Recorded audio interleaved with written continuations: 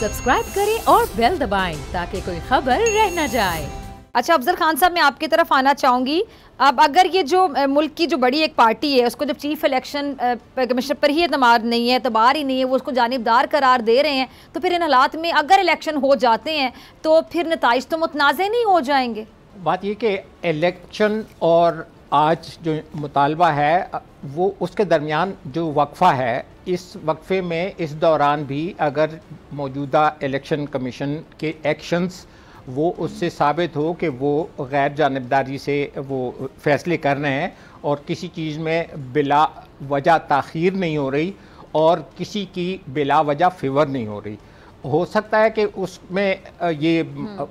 सियासी पार्टियां उसके ऊपर मान जाएं कि जी यही इलेक्शन करें, इसलिए कि अगला इलेक्शन कानून के मुताबिक ईवीएम के ज़रिए होगा। ईवीएम में फ़िज़ा अकबर ख़ान, मैं आपको ये बता दूं कि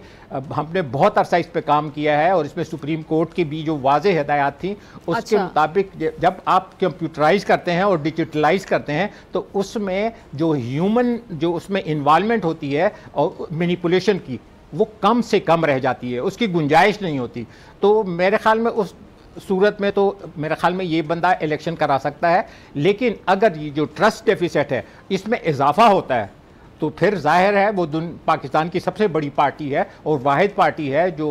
गिलगित से लेकर कराची तक और ये इसके वोट हैं और इनकी बहुत ज़्यादा सीटें भी अभी बहुत ज़्यादा थी, 155 इनकी थी और जिनकी अभी हुकूमत बनी है वो आपको पता है कि कितनी उनकी 80 सीटें वालों की हुकूमत बनी है। तो बात यह कि ऐसी पार्टी को अगर आप डिबार करने की कोशिश करेंगे या उसको आप डिसएडवांटेज पे रखेंगे तो फिर तो जाहिर है प्रोटेस्ट भी होंगे जो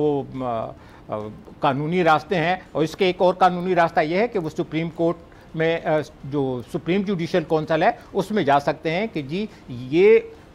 10-15 वजूहात हैं जिसकी वजह से